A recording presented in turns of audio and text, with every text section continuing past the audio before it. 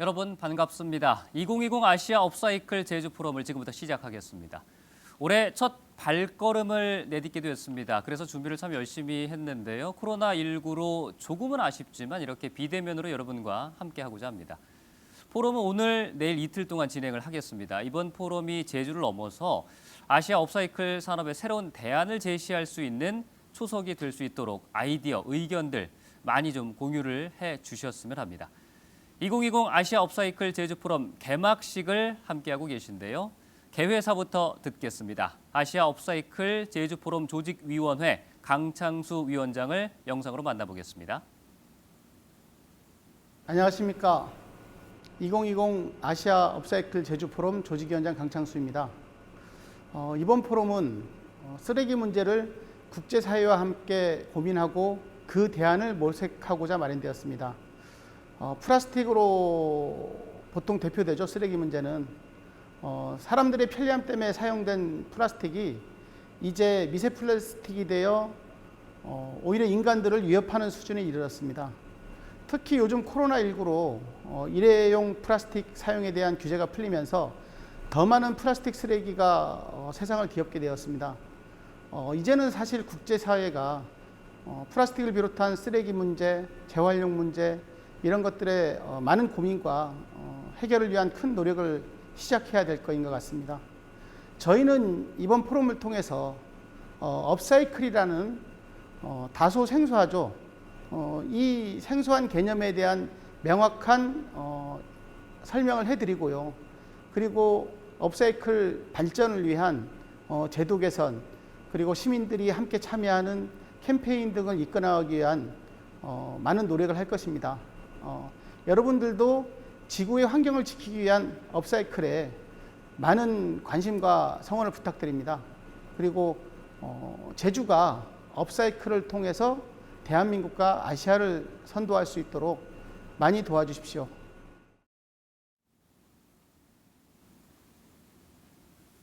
네, 조직위원장의 말씀 잘 들었습니다. 업사이클이라는 생소한 개념을 잘 설명해 주셨는데요. 업사이클의 이제 발전을 위한 제도를 개선하고 시민들이 함께 참여하는 캠페인도 많이 하도록 노력하겠다 이렇게 말씀을 해주셨습니다. 계속해서 좌남수 제주특별자치도의회 의장의 축사를 듣도록 하겠습니다. 영상 통해 만나 뵙겠습니다. 여러분 반갑습니다. 제주특별자치도의회 의장 좌남수입니다.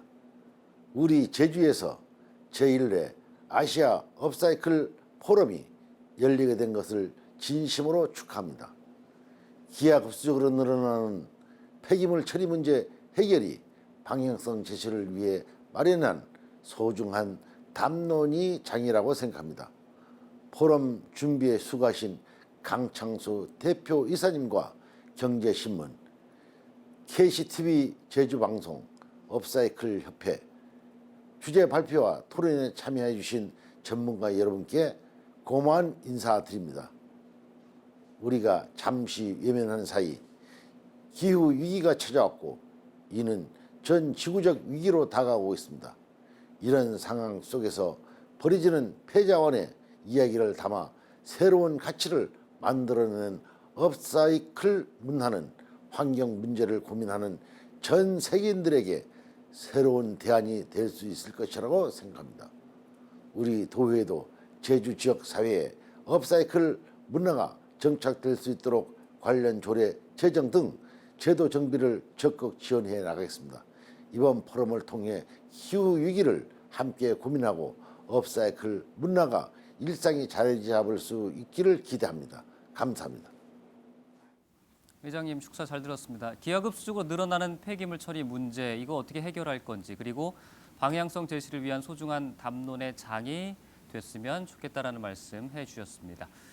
이번 포럼이 그렇죠. 의장님 말씀처럼 우리 시대가 지니고 있는 환경 문제에 대해서 해결 방안을 좀 도모할 수 있는 그런 정말 열린 토론의 장이 되기를 기대해 보겠습니다. 이어서 송재호 더불어민주당 제주시 갑 국회의원께서도 축하의 말씀 전해주셨는데요. 영상 통해 들어보도록 하겠습니다. 안녕하세요. 더불어민주당 제주도당위원장 제주시 갑 국회의원 송재호입니다. 제주경제신문이 주관하는 2020 업사이클 아시아 포럼의 개최를 진심으로 축하드립니다. 제주 업사이클링 포럼은 대표적인 자원 환경 정책을 선도할 수 있는 잠재력을 가지고 있다고 생각합니다. 코로나19의 세계적인 전 인류가 겪고 있는 요즘의 위기에서 보듯 환경은 이제 우리가 가장 소중히 해야 할 핵심적인 분야입니다. 오늘의 2020 업사이클 아시아 포럼이 청정 제주를 지키고 그리고 나아가서 대한민국과 아시아의 환경 정책에 크게 이바지하기를 진심으로 기대합니다. 2020 아시아 업사이클 제주 포럼의 성공을 예감합니다. 고맙습니다. 송재호 국회의원의 축사도 함께 들어봤습니다. 아시아 업사이클 제주 포럼이 이제 청정 제주 지키고 나아가서 대한민국과 아시아 환경 정책에 크게 이바지하기를 기대해 보겠습니다. 마지막으로요, 이번 행사 주관사이기도 합니다. 제주 국제자유도시 개발센터 문대림 이사장의 축하 메시지도 들어보겠습니다. 역시 영상으로 만나 뵙겠습니다. 안녕하십니까. JDC 사장 문대림입니다. 청정 제주의 자원순환 생태계 조성을 위해서 개최되는 2020년 아시아 업사이클 포럼을 진심으로 축하드립니다. 이 의미 있는 포럼을 이끌어주신 KCTV 관계자 여러분, 그리고 제주경제신문 관계자 여러분께도 각별히 고마운 말씀을 드립니다. 최근 우리 제주는 급격한 도시화 현상, 인구 유입 등으로 각종 환경 문제를 안고 있습니다. 그중 폐기물 처리에 관한 문제는 가장 심각합니다. 제주도가 최우선적으로 해결해야 될 문제로 대두되고 있습니다. 최근까지 폐기물 처리는 소각, 매립 또는 반출 등의 단순한 형태, 어쩌면 또 다른 환경 문제를 잉태하는 형태로 진행되어 왔습니다. 자원순환형, 자원재생형, 업사이클링 시스템으로 바뀌어야만 환경수도의 제주로서의 위상을 찾아나갈 수가 있습니다. 국제도시 제주로서의 위상을 찾아나갈 수가 있습니다. 그 길을 위해서 저희 JDC는 JDC가 갖고 있는 모든 역량과 자원을 총동원하겠습니다. KCTV와 제주경제신문과 힘을 합해서 도민적 지혜와 역량을 모아내겠습니다. 그래서 환경 문제를 반드시 해결하고 세계 환경 수도로 우뚝 서는 그러한 제주를 만들어내겠습니다. 그 과정을 오늘 출범하는 업사이클 포럼을 통해서 보여드리기 위해서 최선의 노력을 다하겠습니다. 오늘 이 자리는 우리 모두의 공동의 최우선 가치가 환경임을 인식하는 그러한 의미 있는 환경 제주의 출발을 선언하는 그러한 의미 있는 포럼이 됐으면 합니다. 도민 여러분, 환경 수도 제주 가능합니다.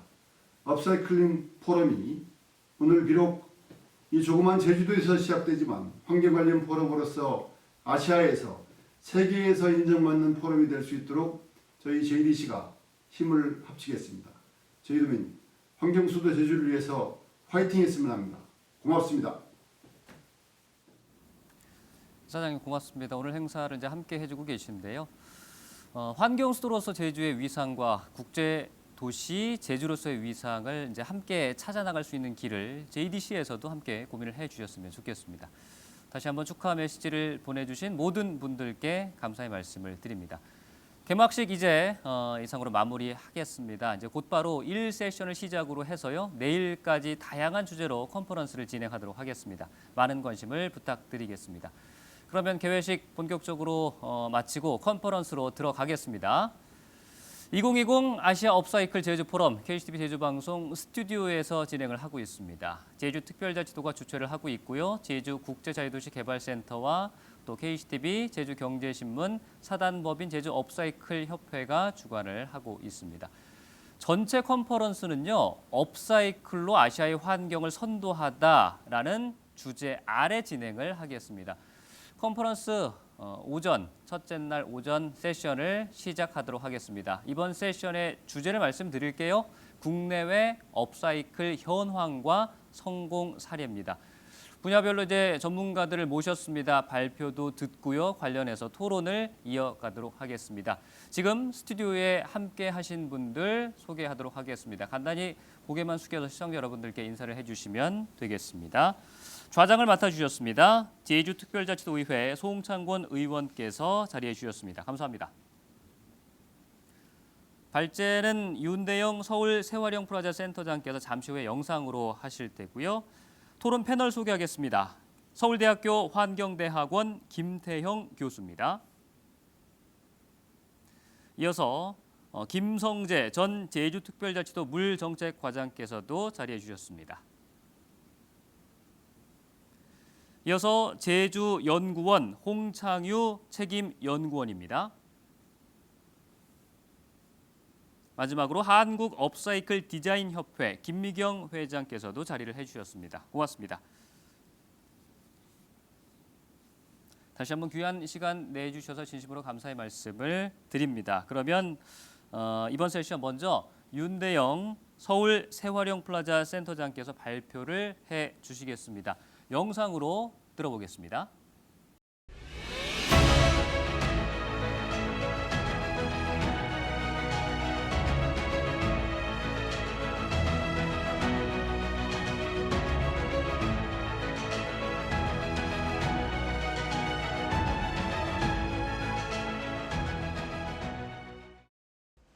안녕하세요. 서울 세활용 플라자의 윤대영 센터장입니다. 아무도 겪어보지 못했던 인류 초유의 코로나 사태를 맞이해서 이렇게 멀리에서 함께 업사이클에 대해서 생각하는 시간을 갖게 된 것에 대해서 많은 생각을 하게 됩니다. 2020 아시아 업사이클 제주 포럼의 개최를 축하드립니다. 국내외 업사이클 산업의 현황과 성공 사례에 대해서 말씀드리도록 하겠습니다.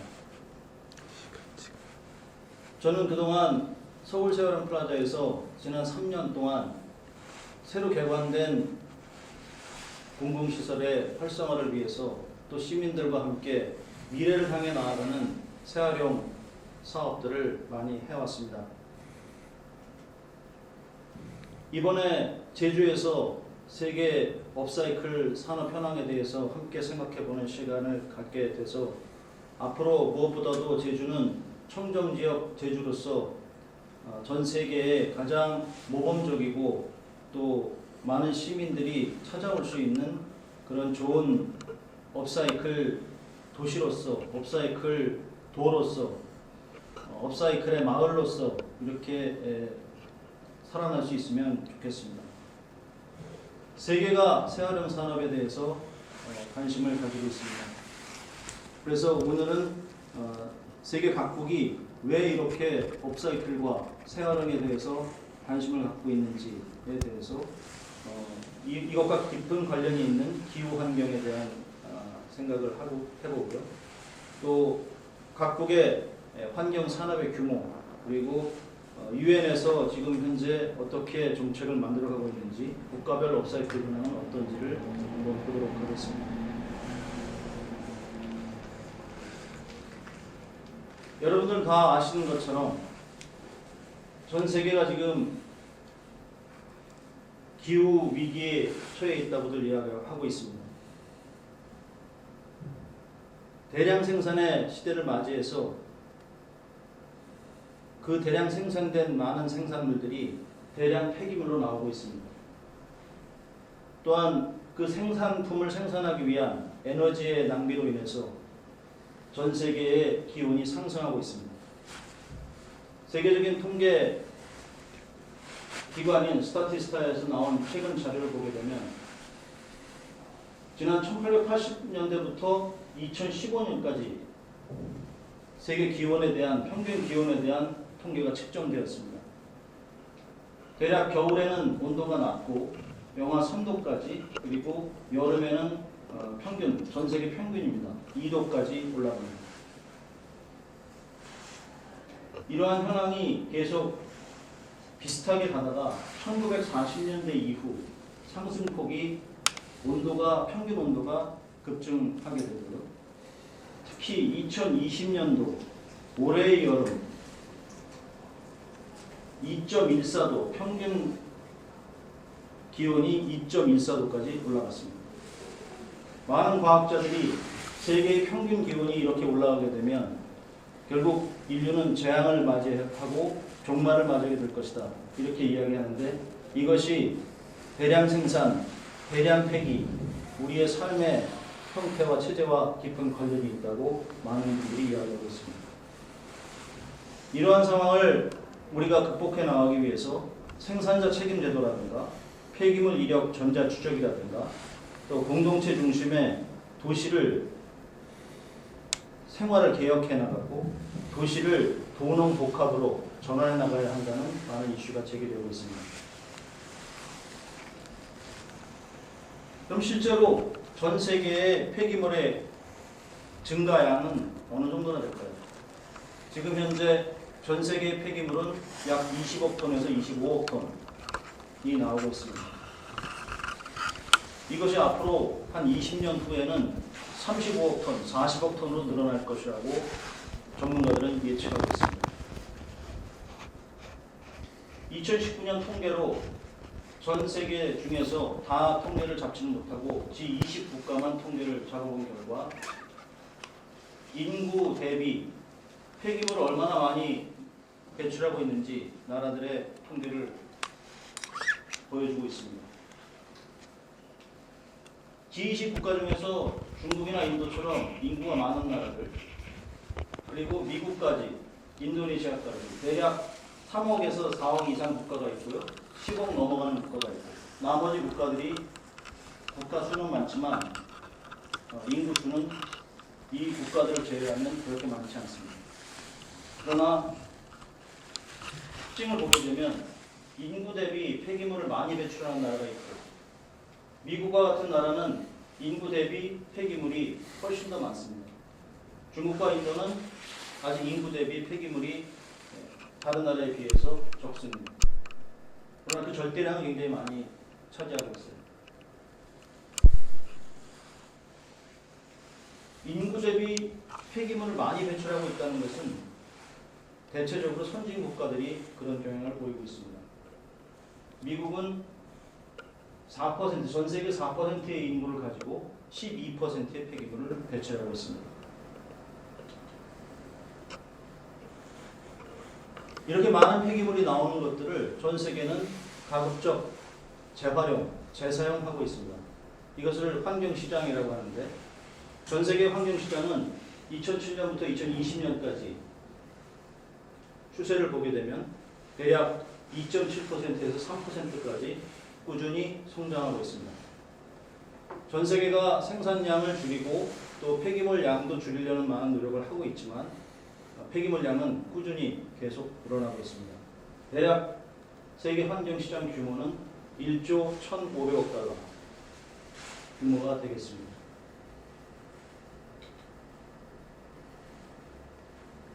부문별을 살펴보게 되면 세계 환경시장의 규모에서 물이 차지하는 것이 가장 큽니다. 물은 역시 인간의 삶의 기본이기 때문에 우리가 생산하는 제품보다도 물의 관심과 물의 중요성은 매우 뛰어납니다. 매우 중요합니다. 약 4천억 달러 이상의 환경시장 규모를 가지고 있습니다.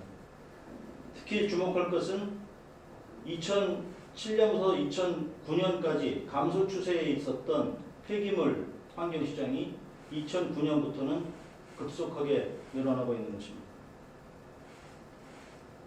이것은 우리가 전 세계의 폐기물 시장에 대한 정책과 그리고 실천에 대해서 깊게 들여다봐야 되는 부분들입니다. 신재생에너지 역시 급증하고 있는 폐기물 재활용 시장을 차지하고 있습니다.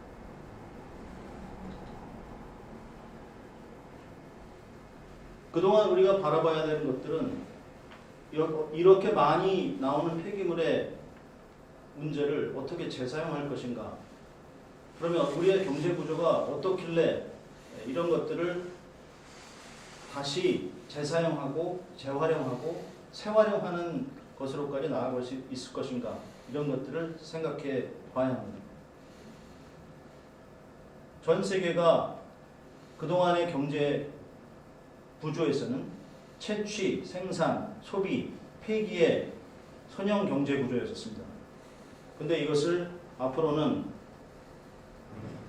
생산한 제품과 자원들을 다시 한번 재사용해서 자원의 순환을 계속 가져가는 순환 경제 정책으로 바뀌어 나가도록 고민하고 있습니다. EU도 2015년도부터 지속가능 발전 목표를 채택을 해서 국가별로 구체적인 계획을 실천해 나가고 있고, 유엔은 2015년도 12월에 순환경제 패키지를 만들어서 모든 제품과 폐기물의 재사용에 대한 계획들을 실천해 나가고 있습니다. 국가별로도 어떻게 계속 구체화되고 있는지에 대해서도 관심을 가지고 들여다보고 있습니다.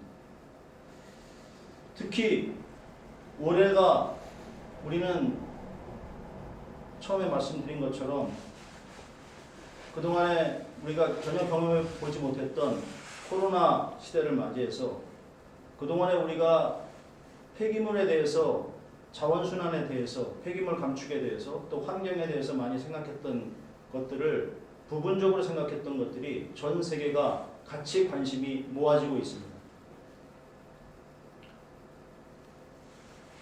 올해 우리 코로나 시대를 경험하면서 유엔과 또 모든 전 세계의 사이트들을 한번 검색을 해보시면 모든 세계의 관심이 코로나 시대를 맞이해서 이 시대의 자원순환을 어떻게 할 것인가, 기후위기를 어떻게 극복해 나갈 것인가에 대한 관심과 또 그것을 실천을 어떻게 할 것인가에 대한 주제들을 계속 발표하고 실천해 나가고 있는 것을 알게 됩니다.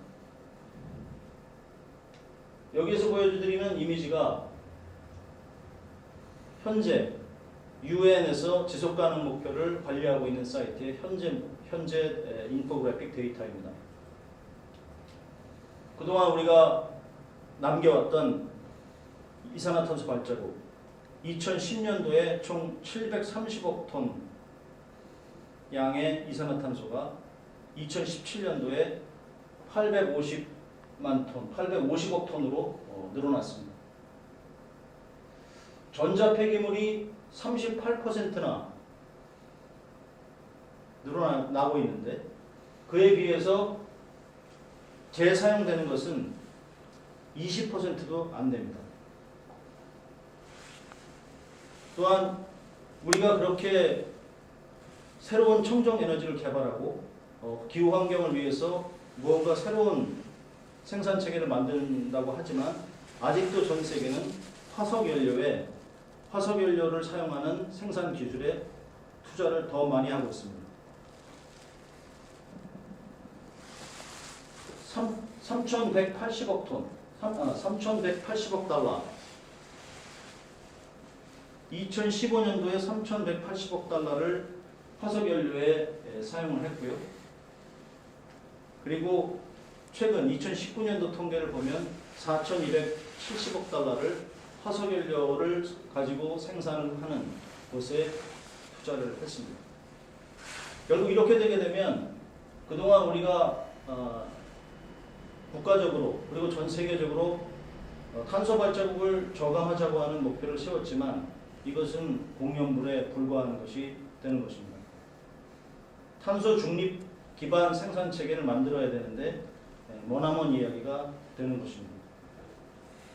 전자폐기물 수리와 재활용, 그리고 화석연료를 어떻게 하면 사용을 적게 하고 청정연료를 사용할 것인가 하는 문제, 유엔의 지속가능 목표를 달성하기 위해서 우리가 재활용, 재활용하는 것도 좋지만 전 세계가 함께 고민을 해보고 우리의 생산체계와 소비체계를 다시 재정립해야 되는 시대가 된 것입니다. 국가별 업사이클링 현황을 보겠습니다. 국가별로 보게 되면 독일이 단순 재활용률이 70%, 그리고 스위스가 59%, 한국이 81.7%입니다. 단순 재활용률은 한국이 높지만 제품 화율을 보게 되면 독일이 59%, 스위스가 43%, 한국이 19%에 미달하는 것으로 나오고 있습니다. 제품화율이 저조하다고 하는 것은 그만큼 생산 업사이클 제품, 새로 자원을 재활용해서 생산하는 기술이 그만큼 미약하다는 것이고 아직도 우리가 인프라가 많이 부족하다는 것을 얘기해주고 있습니다. 경제 규모에 따라서 역시 마찬가지로 국가별 재활용 산업 시장은 한국이 현재 5조 원, 독일이 60조 원, 미국이 200조 원으로 나타나고 있습니다. 전 세계가 이제 우리가 버려지는 자원을 가지고 재활용하고 재활용하는 산업으로 많은 관심을 가지고 있고 여기에 시민들을 참여시키는 그런 프로그램들을 개발해 나가고 있습니다. 이 전 세계의 추세들을 한번 살펴보도록 하겠습니다. 현재 세계는 어떻게 하면 자원을 재활용하고 순환 도시를 만들어갈 것인가에 대해서 두 가지로 접근하고 있습니다. 하나는 산업의 혁신, 소재를 다양화해서 기술을 혁신하고 삶을 변화시키는 대안을 제시하는 겁니다. 또 한 가지는 기업의 기술 혁신만이 아니라 지역사회의 시민들을 참여시켜서 모든 공동체가 함께 작은 단위에서부터 기술이 높지 않다고 하더라도 함께 참여하는 사회를 만들어 나가는 것입니다.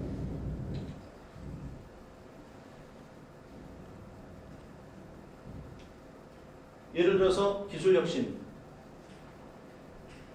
이 에너지 회사 엔니어 카보라티 어소시에이션이 합작해서 오렌지를 자판기로 만들어서 아예 처음부터 오렌지 주스가 그대로 나오게 만든 자판기. 이것이 처음에 나와서 많은 사람들에게 큰 감동을 주었습니다.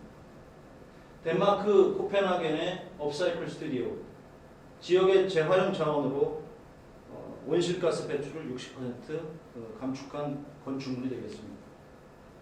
캐나다의 JD 컴포시티가 만든 플라스틱 페트병으로 만든 건물입니다. 총 플라스틱 페트병, 여기에 건축물에 사용된 페트병이 61만 2천 개입니다. 대만의 에코아크는 페트병을 150만 개를 활용해서 순환성이 높고 일회용 플라스틱을 재사용하는 사례를 보여줬습니다. 코펜하겐에 최근 지어진 건축회사가 지은 재활용 소재 17,600톤을 사용해서 주상 복합 건물을 세울 계획을 세우고 추진하고 있습니다. 지금까지 본 것은 기술 개발이 들어가서 기업들이 그 새로운 제품과 또 건축물과 이런 것들을 재활용하는 기술을 보여주고 있고요.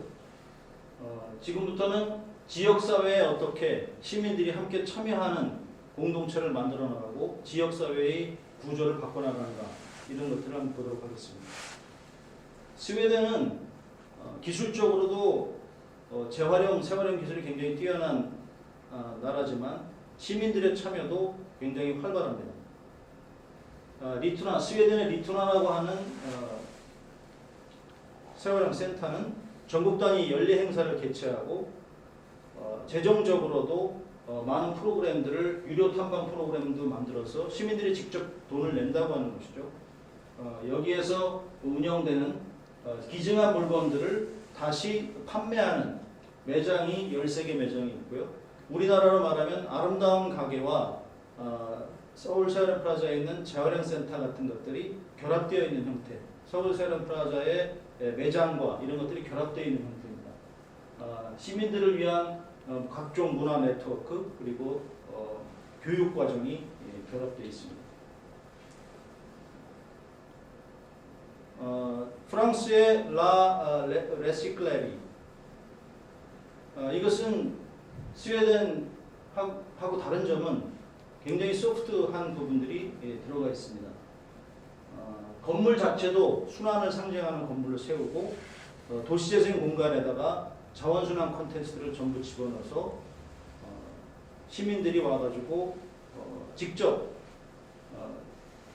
체험을 할 수 있게 하고 음식물과 농장 주로 음식 식생활을 갖다가 경험할 수 있도록 한 것입니다. 프랑스다운 새로운 도시의 생활형 센터라고 할 수 있습니다. 일본의 야마구치의 YCAM은 지금 현재 1000만 명의 누적 관람객을 유치한 상태인데 2003년에 개관됐습니다. 도서관과 랩 같은 것들을 결합해서 아이들이 와서 교육을 받게 하고 또 체험적 프로그램을 운영을 해서 주민과 전문가들이 함께 프로그램을 계속 만들어 나가고 있습니다. 이러한 그 전 세계의 노력들 어떻게 하면 기술 개발을 새로 해서 새로운 제품을 만들어내고 또 새로운 지역 사회를 순환 경제형으로 만들어갈 것인가에 대한 노력들을 살펴봤습니다. 이제부터는 국내 생활형 현황에 대해서 살펴보겠습니다. 우리나라는 2018년도에 국가의 기본 계획이 세워졌습니다. 2027년도까지 장기 계획을 마련해서 지역 총 생산 GRDP 대비 폐기물 발생량을 10억 원당 95.5톤에서 76.5톤으로 약 20%를 2027년까지 감축해 나간다는 계획이고요.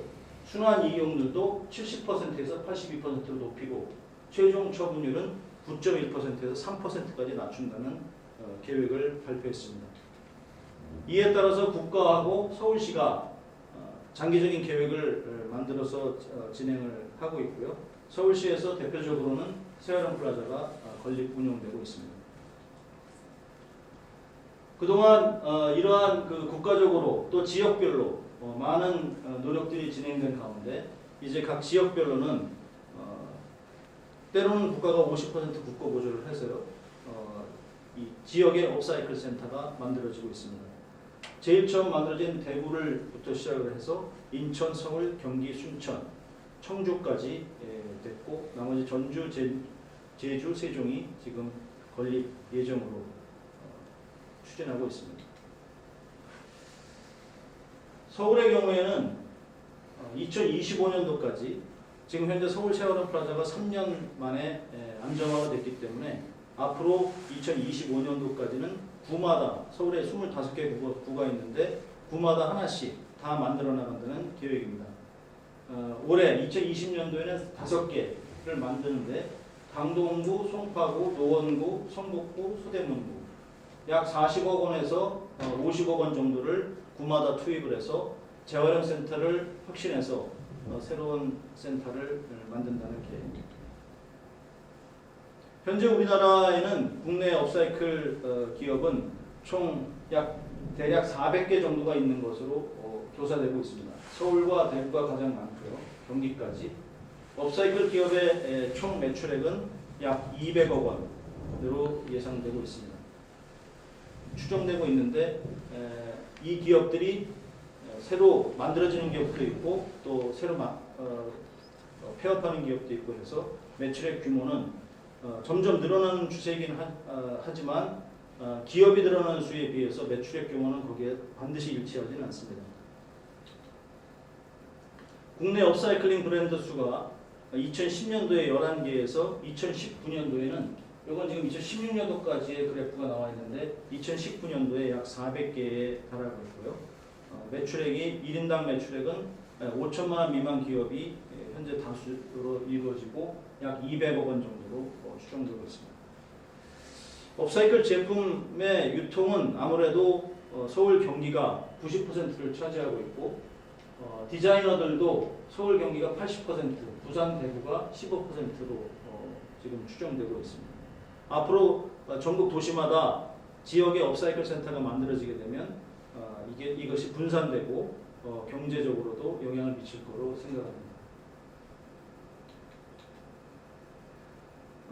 이것은 서울 현재 업사이클을 추진하고 있는 업사이클을 하고 있는 기업들이 얼마만큼 성장하고 있는가를 보여주는 통계입니다.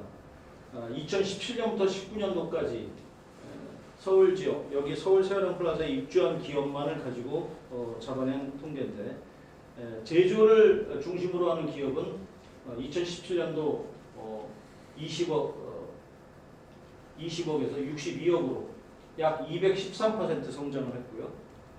교육 등 교육 같은 이나 컨설팅 같은 서비스를 중심으로 하는 기업은 16억에서 30억으로 약 86% 성장했습니다.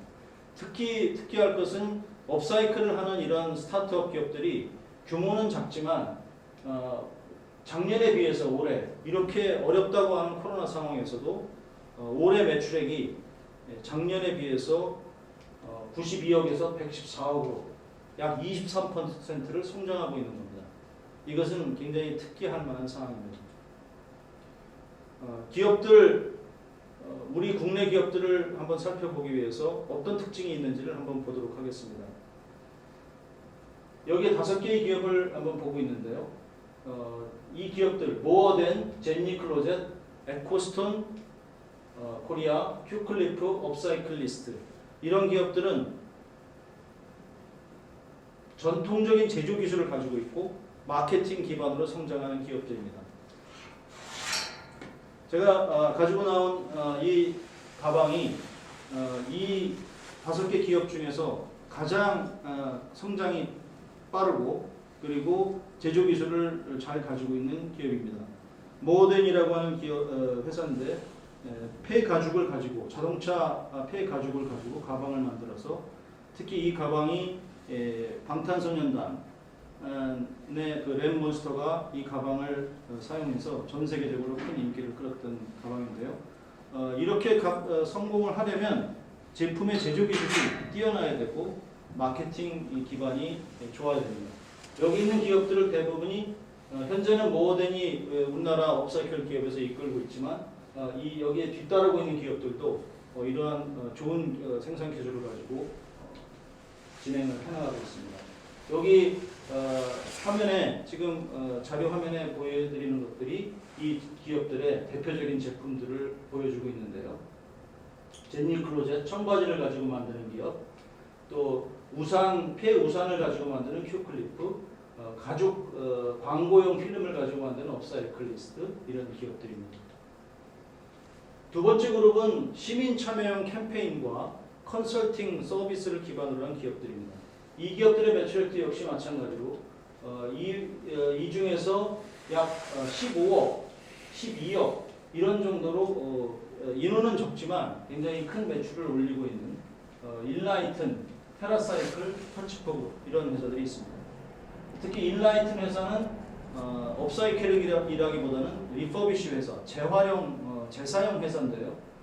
버려지는 전자 폐기물을 고장난 전자 제품을 수리를 해서 다시 사용하게 해주는 회사입니다. 2017년도에서 2020년도까지 보면 현재 올해 예상 매출액이 15억까지 성장을 했습니다.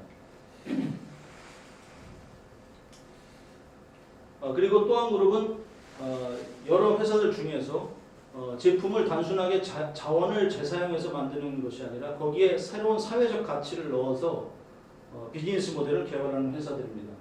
이 회사들의 규모는 매출액은 앞에서 보여드렸던 것보다 크진 않지만 성장률은 굉장히 빠르게 성장하고 있습니다. 이 회사들이 버려진 우유 부화를 가지고 만드는 밀키 프로젝트, 그리고 쉐어라이트, 이 양초를 가지고 LED를 만든 빛을 보여주는 쉐어라이트, 그리고 치매 노인을 위한 교육용 키트를 만드는 플레이 31, 그리고 버려진 가죽을 가지고 아이들이 디자인을 가지고 만들어내는 오은유, 그리고 커피 자루를 가지고 만드는 하이사이클, 이런 회사들은 사회적 가치를 여기에 집어넣어서 시민들에게 공감을 얻고 매출액이 급증하고 있습니다. 그리고 기업 중에서 특이할 기업이 하나 있습니다. 다나주단이라고 하는 버려지는 의류를 가지고 한복을 신세대들에게 맞는 한복을 개발하는 회사인데요. 이 회사가 블랙핑크에게 이 한복을 입혀서 최근에 큰 히트를 쳤습니다. 2017년도에 이 회사가 새로 창업을 해서 2020년도 올해 예상 매출액이 4억입니다. 단 2명의 패션 디자이너가 만든 회사가 전 세계의 시민들에게 업사이클의 가치를 보여주고 있는 기업이라고 하겠습니다. 우리의 그 업사이클 재활용이라고 하는 것이 공공의 역할이 굉장히 중요해서 우리가 많이 홍보를 해주고 소재 공급과 디자인 제작과 유통 판매가 굉장히 중요한데 그 사이에 업사이클 센터라고 하는 것이 정부의 역할, 제도의 개선 이런 것들이 중요하기 때문에 이런 것들이 굉장히 핵심적인 과제가 되겠습니다. 지금 현재 서울에서 추진하고 있는 이 서울 세아람 플라자를 중심으로 리앤 업사이클 플라자, 지역별 업사이클 플라자를 공간을 확보하는 형태가 있고요. 새로 확보하는 형태가 있고 기존 건물을 재활용하는 형태가 있습니다. 제주도에서도 제가 마지막으로 이 내용을 말씀드리는 것은 제주도에서도 이런 부분들에 대해서 한번 체계적으로 어떻게 해나갈 것인지를 많이 연구해 보시면 좋겠습니다. 기타 업사이클 성공 전략을 잠깐 마지막으로 말씀드리면 업사이클은 기술 개발이 중요하고요. 그 다음에 네트워크 구축이 중요합니다. 첫 번째로 자원순환 물류 체계를 구축해야 됩니다. 두 번째로 폐기물 감축에 대한 전문적인 연구 개발을 해야 되고요. 그리고 이 새로운 융합형 제품들을 만들어내서 업사이클의 가치를 보여줄 수 있어야 됩니다. 특히 도시재생 융합 프로젝트 같은 건 굉장히 중요합니다. 또한 플라스틱 문제가 굉장히 큰 이슈가 되고 있기 때문에 이 플라스틱을 해고하는 이런 것들을 어떻게 할 것인가에 대한 교육 프로그램으로 연결해서 새로 개발한 사례인데요. 이것을 참고해 주시면 좋겠고요. 코로나 시대에는 역시 이렇게 다 모여서 하기가 어렵기 때문에 비대면 프로그램을 많이 개발해야 됩니다. 그리고 시민 참여 네트워크가 굉장히 중요한데 시민들을 위한 체험 프로그램 개발 그리고 이 시민들에게 어떻게 하면 쉽게 다가갈 수 있는가 예를 들면 전자제품을 수리하는 수리소들을 만들어서 모여서 도전할 수 있도록 한다든가 또 대기업과 여러 가지 거버넌스를 해서 대기업이 참여해서 시민들과 같이 해나갈 수 있는 것들을 하는 것입니다. 또한 세계적인 전문가들을 초청해서 우리만이 문제가 아니라 전 세계가 함께 하고 있다는 것들을 공유하면 좋겠습니다. 네, 그동안 대략 간단하게 전 세계 현황과 우리 국내 현황을 살펴보기엔 짧은 시간이었지만 현재 우리가 어떤 것을 고민하고 있는지를 간단하게 한번 살펴봤습니다.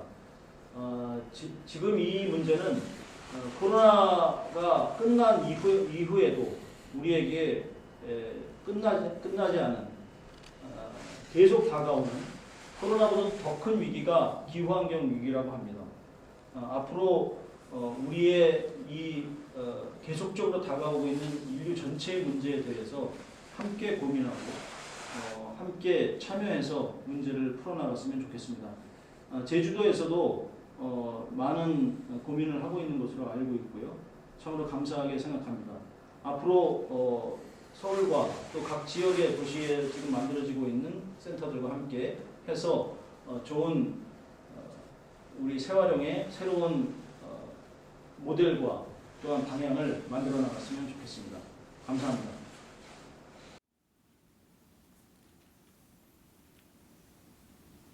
네, 윤대영 서울 세활용 플라자 센터장의 발표를 들어봤습니다. 가장 먼저 드는 생각은 정말 환경과 관련된 프로그램, 이런 산업들의 가치가 무궁무진하구나를 알 수 있었고요. 재활용 산업의 현황도 들여다봤고 그런 또 환경 산업의 규모도 살펴봤습니다. 이런 현황들을 봤을 때 자원 순환의 문제 어떻게 풀어가야 할지 고민을 하게 됐고 사회적 경제적 가치가 또 어느 정도인지도 어느 정도는 좀 알 수가 있었는데 이 부분 관련돼서 계속해서 첫 번째 세션으로 토론을 좀 진행을 해 보도록 하겠습니다. 좌장인 송창권 의원께 지금부터 마이크를 넘기겠습니다. 의원님.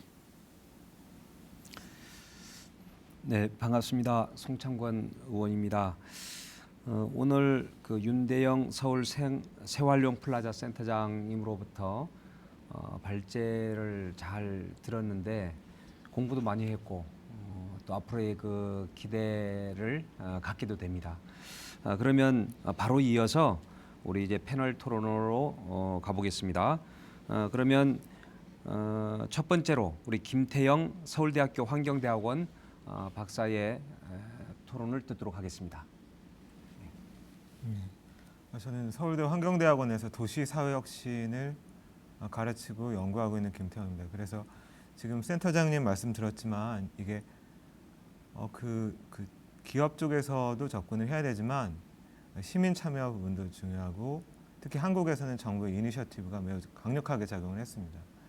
환경부 지원 사업으로 2017년 서울에서 서울과 인천에서 처음 센터를 개설을 하고 현재 올해 전주까지 포함하면 예정된 이제 전주까지 포함하면 7개소가 곧 운영을 하게 됐는데요. 아까 말씀드렸지만 지금 재활용 시장 규모에서 0.01%밖에 되지 않는 재활용 제품 서비스에 대해서 이제 순환 경제 관점에서 지속적으로 혹은 확대된 관심을 보여주는 것이 매우 고무적이고 전향적이라고 생각을 합니다. 그런데 이제 환경 쪽에서 사용하는 말들은 매우 정치적인 수사에 가까운 경우가 많습니다. 지속 가능성도 그렇고 재활용도 그렇습니다. 지금 말씀 중에 재활용과 재활용을 말씀을 혼용하고 계시잖아요. 그런데 이제 재활용과 재활용이 어떻게 다르냐? 그래서 재활용이 정말 우리가 먹거리가 될 것이냐? 우리가 추구해야 될 지향점이냐라고 볼 때 제가 여기 다른 그 패널 분들도 계시지만 제가 이제 학계에 있으니까 어떻게 재활용을 바라보는 것이 바람직하냐 그 차원에서 말씀드리겠습니다. 그래서 재활용은 과거에는 그러니까 이제 한국에서는 재활용이라고 번역을 하는데 지금 이 포럼 이름이 업사이클링인데요. 업사이클링이 업그레이드와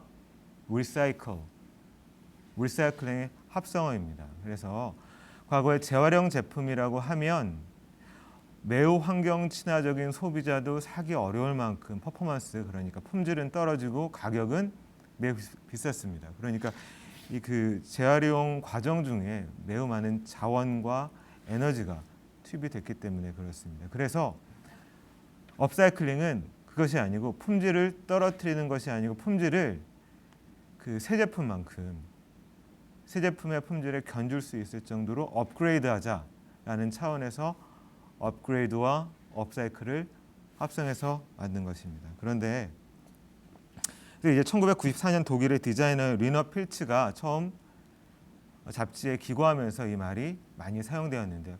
그때부터 이제 유럽과 미국 중심으로 연구가 많이 되고 있습니다. 그런데 여기 말씀을 또 듣겠지만 패션이나 텍스타일 부문에서 가장 활성화가 되어 있고 나머지 부분들은 미비한 시점입니다. 그래서 그때 처음 주창했을 때도 그렇고 디자인을 향상시켜서 품질을 높이자 이런 차원으로 접근이 많이 되었습니다. 그래서 이 창의적인 디자인이 매우 중요한 요소로 작용을 합니다. 근데 그 밖에 아까 제가 초대 말씀드렸지만 업사이클링과 리사이클을 구분하는 그 구분점이 무엇이냐라고 할 때 우리가 그러니까 잘못된 재활용과 제대로 된 재활용을 구분할 필요가 있습니다. 그렇게 보자면 첫 번째는 그러니까 폐기물, 그러니까 원재료를 어떻게 사용하느냐가 매우 중요합니다. 그러니까 모든 것을 우리가 재활용으로 볼 수가 없고 그 제품에서 어느 정도 일정 부분 이상 폐기물이나 고철 등이 사용이 되어야지 이것을 재활용을 하고 우리가 재활용 제품이라고 볼 수 있습니다. 그래서 보통 폐기물의 비율이 20% 이상 정도 되는 것이 이것은 국가마다 다를 수가 있겠고요. 그럼 폐기물 비율이 매우 중요합니다. 새 제품도 들어가서 아까 지금 모어덴에서 지금 백팩을 만들어서 랩몬스도 그렇고 SK의 최태원 회장도 이게 홍보를 하고 김동연 전 경제부총리도 홍보를 했는데요. 구입도 하고요. 그런 제품들이 100% 재활용 그리고 100% 폐기물을 만든 경우도 있고 그렇지 않은 불가피하게 새 제품을 사용하는 경우도 있는데 재활용 제품은 가능하면 재활용 비율을 높인다. 이런 측면이 좀 차이가 있겠습니다. 그리고 더불어서 재사용과 재활용의 어느 중간에 있는데 재사용은 볼펜을 그대로 사용하는 것이 재사용이고 재활용은 물리적인 화학적인 프로세스를 거쳐서 전혀 다른 제품을 만드는 것인데 이제 재사용도 마찬가지로 재활용에 근저에 있습니다. 그렇지만 우리가 프로세스를 할 때 가능하면 재생 가능 에너지 그러니까 지금 제주에서 많이 이렇게 좀 추구하고 있고 지금 많이 선도에 서 있는 재생 가능 에너지 부문을 이용을 하거나 혹은 가급적이면 인간의 노동력에 의존하는 그런 프로세스를 거치는 것이 필요하고 더불어서 유해 물질, 그러니까 화학적인 처리를 거쳐서 텍스타일을 만들 때 이렇게 원재료를 만들 때 이제 우리가 옷감을 만들 때 화학적인 공정이 들어가는 부분이 있는데 그때도 솔벤트나 염소, 표백 등을 가능하면 없애거나 줄이는 방향이 필요하다. 그리고 에너지 정책, 에너지 절약 정책이 도입될 필요가 있다. 이게 우선 그 재료를 우리가 볼 때 가장 눈여겨봐야 될 부분입니다. 두 번째는 업사이클링 프로세스입니다. 그러니까 이 공장에서 환경 관리를 잘 해야 되겠고요. 그러니까 이것을 우리가 눈여겨봐야 됩니다. 이 부분을 단순히 제품, 파이널 프로덕트만 보는 것이 아니고 이 과정을 정말 얼마나 업사이클링 프로세스로 볼 수 있는지가 중요합니다. 그래서 환경 관리나 작업장의 안전, 그러니까 근로자의 안전 문제도 중요하고 고용을 할 때 어르신들이나 장애인들을 얼마나 고용했는지, 사회적인 책임을 우리가 다했는지 또 중요합니다. 그리고 근로자의 인력 개발, 그러니까 교육 훈련 부분이 매우 중요하게 작용을 합니다. 이게 전과정 평가가 필요하다는 말씀이고요. 세 번째는 제품 품질입니다.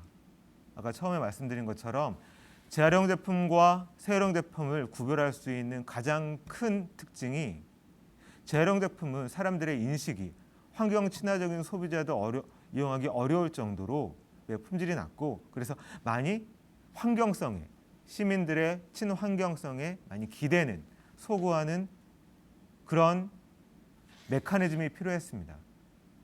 그런데 이제 재활용 제품은 적어도 기회비용의 관점에서 접근할 수가 있겠습니다. 그것이 아닌 그 재활용 제품이 아니었을 때 최대 가치 그 이상으로 뽑아내는 부분이 필요하겠습니다. 그래서 시장을 넓히는데 우리가 그 주목을 해야 되겠고요. 그래서 좀 덜 환경 친화적인 소비자도 경제성과 환경성이 등치는 안 되겠지만 합치면은 새 제품에 견줄 만한 품질을 가지고 있어야 됩니다.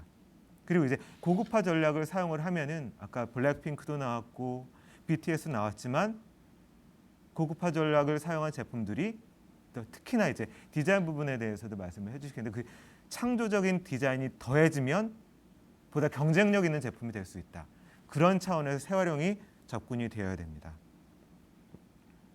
그래서 더불어서 우리 고등학교 때 연력학 법칙을 배우시잖아요. 그래서 연력학 제1법칙은 에너지 보존 법칙이고 이게 내부 에너지가 증가를 하기 때문에 일로 우리가 사용할 수 있는 그 부분이 줄어들고 이 연력학 제2법칙이 엔트로피 증가의 법칙입니다. 그러니까 간단하게 설명을 드리면은 이게 그 형태가 변할수록 에너지를 이용할수록 점점 그 에너지가 보존이 되지만 점점 이용할 수 있는 가능성이 떨어집니다.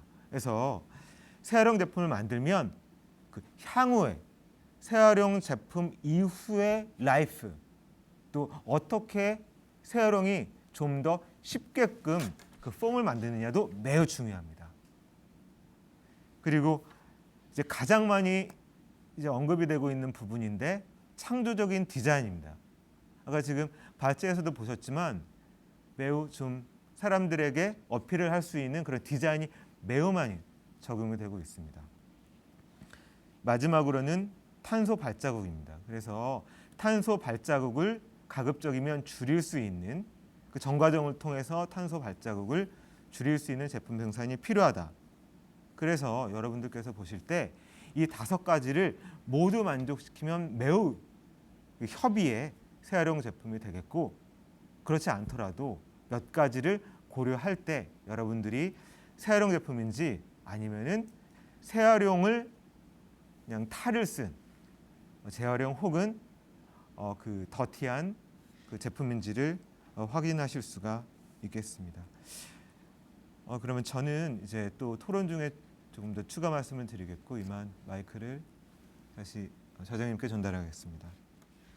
예, 우리 김태영 그 박사님 수고하셨습니다. 과연 현직의 교수님으로 계시기 때문에 용어 정리에서부터 세세하게 잘 말씀해 주셨습니다. 또 다른 발제 같았습니다. 5분씩 토론을 거친 후에 그 다음에 30분 종합 토론이 있기 때문에 그때에서 또 더 자세한 내용들, 부족한 내용들은 하도록 하고요. 그럼 이어서 김성재 전 제주특별자치도 물정책과 과장님의 토론을 듣도록 하겠습니다. 예, 안녕하십니까. 지금 김태형 박사님께서 말씀해 주신 대로 업사이클링이라는 용어가 등장한 게 불과 10여 년에 불과합니다. 그리고 그 업사이클링을 전문적으로 판매하는 몰이 생긴 것도 2015년이니까 불과 5년에 불과하고요. 그러다 보니까 이 업사이클링이라는 용어나 어떤 범위 같은 것들이 이 국제적으로는 물론이고 우리 국내에서도 상당히 아직까지는 그 정립이 안 된 상태에 있습니다. 그 우리나라 예를 먼저 들어보자면은 폐기물 관리법상에서 재활용의 정의가 국제 기준하고는 조금 다른 면들이 좀 있습니다. 괴리감이 좀 있죠. 그래서 국제적으로 볼 때는 리사이클링, 리유즈 그리고 리커버리가 전부 다른 용어인데 우리나라는 모두 재활용으로 하나로 이렇게 뭉뚱그려서 하다 보니까 혼선이 좀 빚어지고 있는 경우가 있습니다.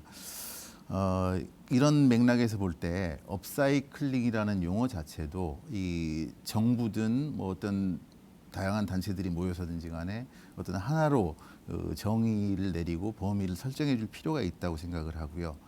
그 현재 지금 업사이클링이라는 용어의 정의를 내리고 있는 단체들에서 정의를 좀 보면 일반적으로는 그 폐기물의 디자인을 결합을 시켜서 고급 부가가치를 창출하는 어떤 뭐 작업이다 이렇게 내려오고 있습니다. 근데 그 아까 발제에서도 보셨다시피 단순히 어떤 디자인만을 가미하는 게 아니고 새로운 기술을 더 포함을 시켜가지고 고부가가치 상품을 만들 수도 있는 것이거든요. 그래도 아까 뭐 오렌지박을 이용해서 바이오 플라스틱컵을 만든다든지 뭐 이런 것들이 뭐 포함이 될 수 있겠는데 그런 의미에서 보자면은 그 단순히 지금까지 있어왔던 섬유나 어떤 목재 이런 것들을 어떤 그 재활용한다거나 또 어떤 거기에 디자인을 가미한다거나 해서 뭐 리폼시켜서 어떻게 물건을 만들어낸다.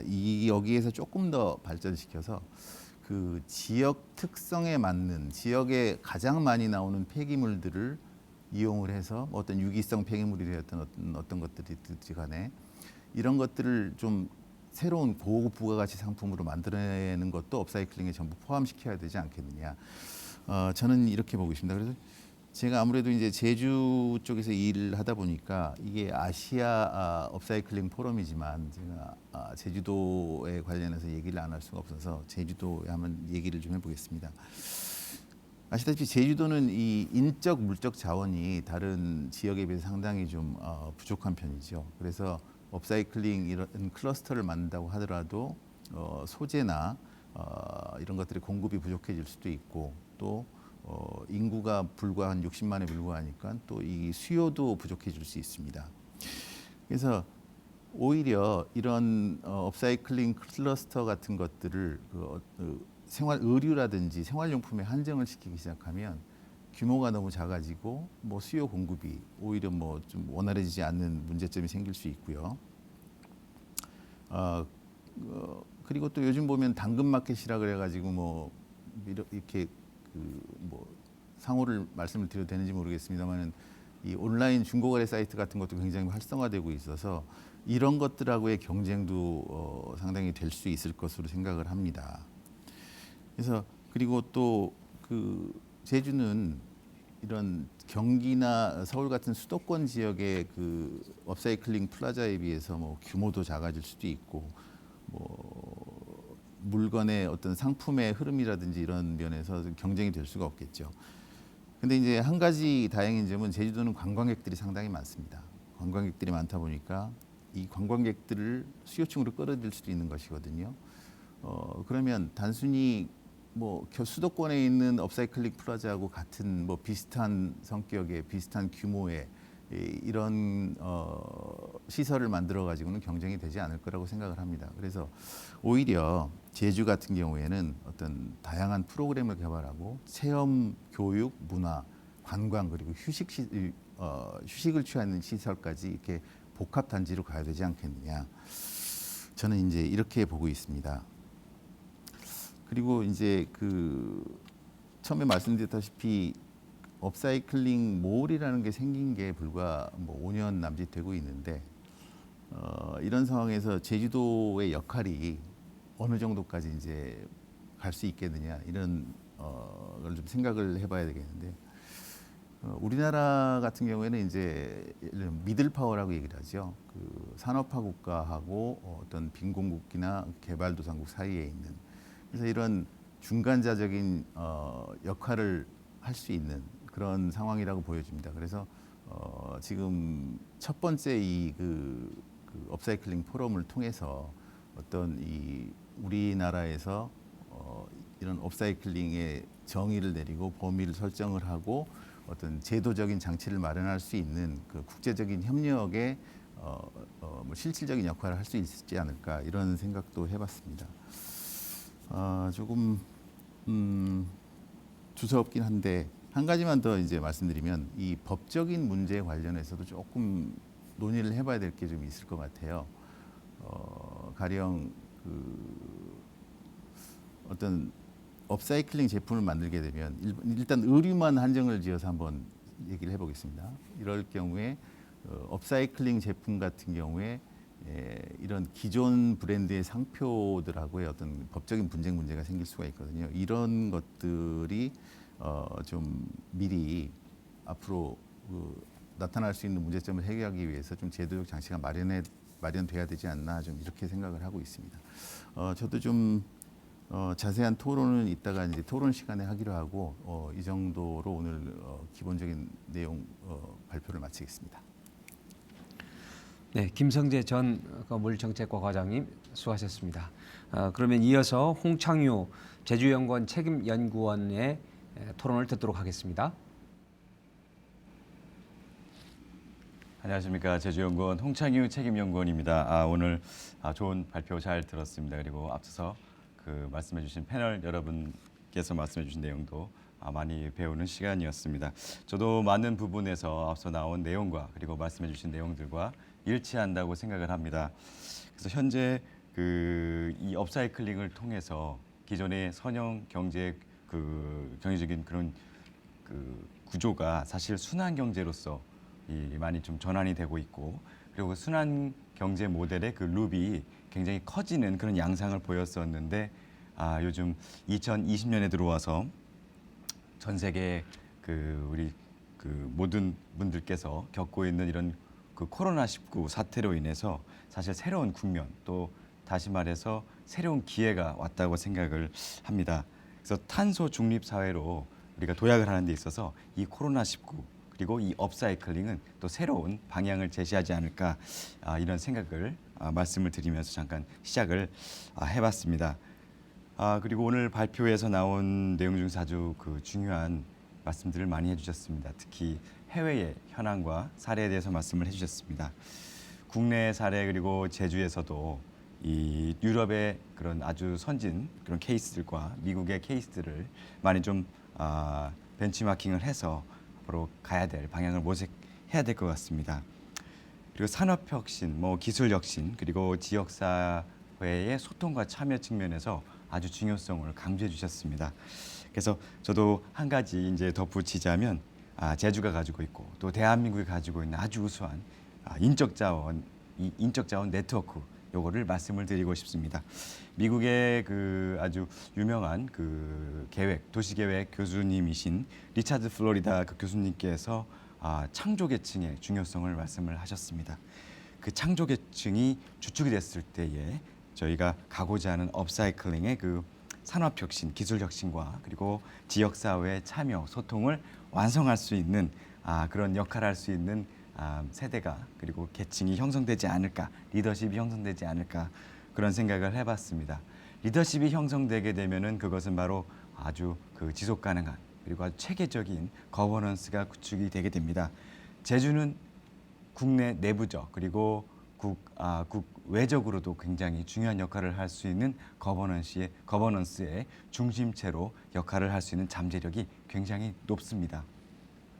그래서 앞으로 가야 될 그 제주의 그 업사이클링의 방향은 이런 거버넌스 측면에서 캠페인 운동이라든지 모든 도민과 그리고 방문객 그리고 제주를 사랑하시는 많은 전 세계에 계시는 주민분들, 시민분들께서도 동참하셔서 이런 제주 중심, 제주가 만들어가는 아주 고유한 그런 업사이클링 문화에 이렇게 같이 참여하시는 방향으로 갔으면 하는 생각이 듭니다. 그리고 마지막으로 한 가지 중요한 이제 포인트를 말씀을 드리면 업사이클링이나 탄소 중립 도시 그리고 지금 우리가 굉장히 고통을 겪고 있는 이 코로나19 이런 상황도 사실 사회 정의적인 측면 그리고 환경 정의적인 측면에서 저희가 배제할 수 없다고 생각을 합니다. 그래서 이런 측면에서도 그 도정 그리고 정부 그리고 각 시민단체 모든 시민이 함께하는 이런 거버넌스 네트워크가 구축되는 것이 업사이클링 그리고 더 나아가서 그 제주의 지속 가능한 그런 방향이라고 생각을 합니다. 이렇게 마치겠습니다. 감사합니다. 네, 수고하셨습니다. 그러면 이어서 우리 김미경 한국 업사이클 디자인 협회 회장의 토론을 듣겠는데요. 우리 제주 업사이클 협회도 이번 포럼의 한 그 주관 기관이 되고 있는데 함께 활동했던 내용들을 중심으로 해서 좀 말씀 좀 듣도록 하겠습니다. 네, 안녕하세요. 저는 국내 업사이클 현황과 그리고 앞으로의 발전 과제에 대해서 조금 이야기를 나누고 싶어서 내용을 준비를 해봤는데요. 일단 그 발제 내용에서도 나왔던 것 같이 국내 업사이클 산업은 어떤 그 디자이너들의 처음에 초기에 이렇게 모여서 시작을 하면서 협회가 생기고 이런 식으로 발전을 했는데요. 이게 처음에 시작은 2006년 아름다운 가게에서 사람들이 이제 기증한 물건들을 되팔고 팔리지 않는 것들을 이렇게 업사이클링해서 만든 업사이클 브랜드 에코파티 메아리가 시작을 되면서 그게 첫 번째 브랜드로 소개가 되었습니다. 그리고 디자이너들이 각각 업사이클 제품들, 업사이클에 대해서 관심을 갖고 만든 제품들이 좀 주목을 받고 이러한 것들을 시장을 넓혀보고자 업사이클 협회가 2013년에 또 조직을 하게 되었는데요. 이런 자원순환법과 2030 자원순환 목표 이런 그 계획 아래 이런 업사이클 센터들도 그 대구를 시작으로 서울 그리고 각 지자체 지금 제주까지도 이렇게 설립을 준비 중에 있습니다. 그런 과정에서 좀 저는 업사이클의 현황 그런 산업들이 실질적으로 발전하기 위해서 인프라를 어떻게 구축을 해나가야 하고 그리고 그런 것들을 위해서 어떻게 장기적인 비전을 제시를 할 수 있는지 그런 부분이 같이 고민이 돼야 된다고 생각을 합니다. 왜냐하면은 사실 지자체들이 이런 업사이클 센터를 설립을 하고 하면서 시민들이 굉장히 많은 관심을 갖고 체험을 할 수 있는 그런 구조들이 형성이 되고 있는 것들 굉장히 좋은 긍정적인 변화인데요. 실질적으로 업사이클 산업이 성장하기 위한 그런 문화 확산 이후에 그런 인프라 구축에 실질적인 필요한 과정들은 그리고 그런 업사이클의 성공을 평가하는 기준들이 아직 제대로 정립되어 있지 않기 때문입니다. 그래서 사실 업사이클 전문가를 더 많이 양성을 하고 그리고 업사이클의 다양한 분야, 소재 수급에서부터 이것을 분류하고 가공하고 그리고 생산 공정도 업사이클 소재가 될 수 있는 것들이 굉장히 많기 때문에 그리고 앞으로도 발굴할 수 있는 소재들이 굉장히 많이 있기 때문에 여러 각 분야의 전문가들이 업사이클을 같이 접목해서 할 수 있습니다. 근데 그런 부분에서 아직 인프라가 구축되어 있지 않고 그리고 기존의 산업시설에서도 적용해서 생산할 수 있는 부분도 있지만 비용 구조가 맞지 않고 그리고 인력이 굉장히 부족하고 굉장히 열악한 상황들이 많이 있습니다. 그래서 사실 업사이클 기업들이 창업을 해서 초기에는 굉장히 유지하기가 많이 어려웠습니다. 지금은 이런 센터들을 구축이 되면서 아까 그 매출액으로 이제 또 이런 성공 사례들을 얘기를 해주시기도 했었지만 사실 그런 매출액만으로 업사이클 기업과 산업의 성공 이것을 평가하기에는 너무나도 그 봐야 할 그 내재된 가치나 실질적인 자원순환율이나 어떤 이러한 업사이클 소재를 활용한 사례를 만들어낼 때 투입돼야 할 노력과 비용과 시간 이런 것들이 굉장히 많은데 기존의 지원 사업에서도 여러 창업 지원 사업이 있지만 업사이클 쪽에서 창업을 할 때에는 사실 적용할 수 없는 그런 지원 사업이 굉장히 많이 있거든요. 왜냐하면 업사이클 제품을 단순히 시제품 개발하는 데 그치는 것이 아니라 소재를 정기적으로 지속적으로 수급하고 가공하고 생산할 수 있는 구조를 만들어야 되는데 초기 창업자가 그런 지원을 받기란 하늘의 별따기죠. 그러니까 사실 업사이클 기업이 초기에 어떤 제품을 내놓고 선보이다가 그런 실질적으로 시장에 확산시키지 못하고 문을 닫게 되는 사례들도 굉장히 많이 있었습니다.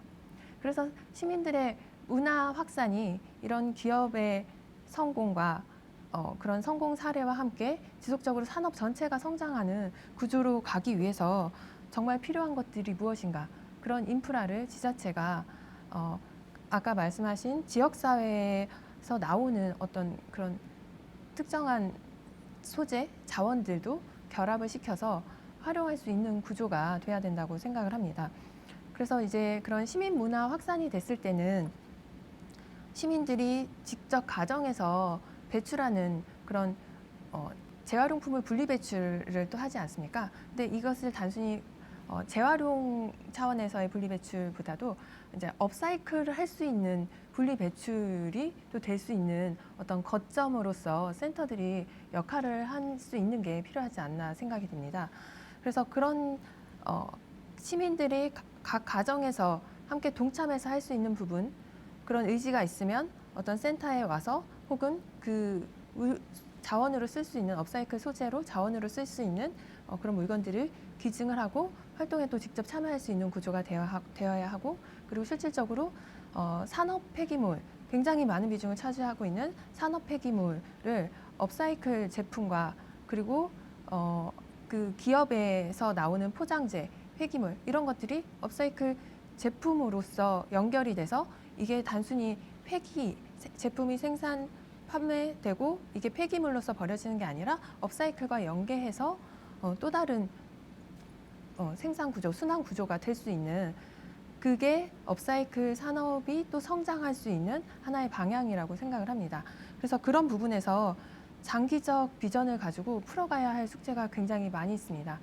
그래서 이런 센터를 운영하고 어떤 이런 지원 사업을 운영하시는 담당자분들께서 실질적인 업사이클 산업에 필요한 것이 무엇인가 이런 것들을 인지를 하고 그리고 전문가가 되어야 할 상황이 왔다고 생각을 합니다. 그래서 그런 부분에 대해서 저는 좀 더 말씀을 드리면서 지금 이제 그린 뉴딜 이러한 정책이 같이 나오면서 이제 뭐 소부장, 소재, 부품, 장비 이러한 산업 지원이나 이런 것들도 있는데 사실 업사이클에서도 굉장히 업사이클 규모가 지금 현재 작지만 산업 발전을 위해서는 그러한 각각의 소재, 부품, 장비가 필요하거든요. 그런 것들이 실질적으로 소재들을 어떻게 가공을 할 수 있을 것인지 왜냐하면 업사이클을 제품을 할 때에는 기존에 우리가 예를 들어 가방을 만들고 옷을 만들 때 원단 가게에서 원단을 사는 것과는 다릅니다. 이 롤 원단으로 기계를 돌려서 생산을 하는 그런 방식과 다르고 이렇게 난단으로 되어 있는 것을 새로 수작업으로 가공을 하고 이것을 생산해야 되는 굉장히 비효율적인 구조를 거쳐야 합니다.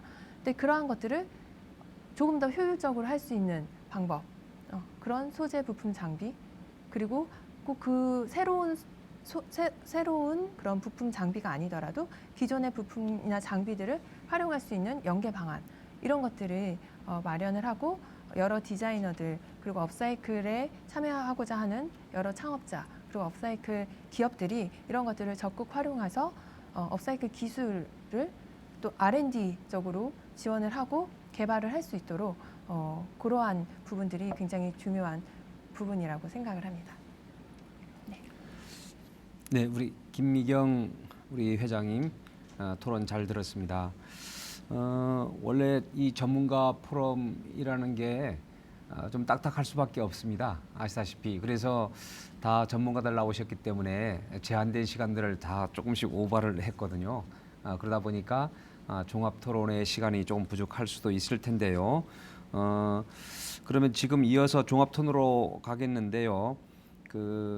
우선 우리 김태영 우리 교수님께서 아까 이제 열역학에 관련한 내용 잠깐 말씀을 하면서 결국 엔트로피가 증가하고 있기 때문에 결국 우리가 전 지구적으로 이 재활용 내지는 이제 업사이클에 관련한 내용을 우리가 고민 안 할 수 없다, 이런 말씀을 좀 하셨는데, 그거에 대해서 좀 간략하게 말씀해 주시고, 그다음에 이제 탄소 중립이라는 최근에 용어가 나왔는데 그런 용어도 좀 설명을 간략하게만 해주시면서 자유롭게 토론을 좀 이어가 보도록 하겠습니다. 그리고 또 하나는 지금 제주도에서도 업사이클 센터가 지금 만들어져 나가고 있거든요. 제주시에서 지금 추진하고 있고요. 그다음에 서귀포시에서는 또 내년에부터 해서 진행을 해보려고 계획을 하고 있습니다. 이런 업사이클 센터에 관련한 내용도 진행을 해 나갈 때에 좀 우리가 주의 깊게 살펴봐야 되고 또 함께 검토를 해야 된다는 이런 내용도 함께 말씀 좀 해주시면 좋겠고요. 또 아까 발제문에서도 다 나와 있지만 윤리적 경영도 필요하고 또 새로운 가치들을 만들어가는 거기 때문에 또 친환경적 생산이 돼야 되겠고, 또 우리가 소비도 착한 소비를 좀 해야 되겠죠.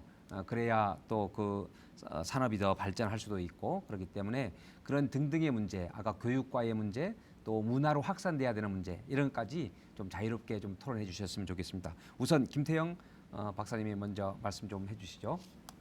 네, 의원님께서 워낙에 좀 이 분야에 조예가 깊으셔서 여러 가지 중요 주제들을 말씀을 해주신 것 같습니다. 첫 번째 엔트로피 관련해서는 물질을 하면 할수록 우리가 점점 에너지 총량은 정해져 있는데 사용을 하면서 점점 사용할 수 없는 에너지꼴로 에너지의 사용할 수 없는 부분이 더 증가하기 때문에 그것을 재활용이나 재활용을 통해서 최소화시켜야 된다, 이런 관점에서 접근을 하고 있는데요.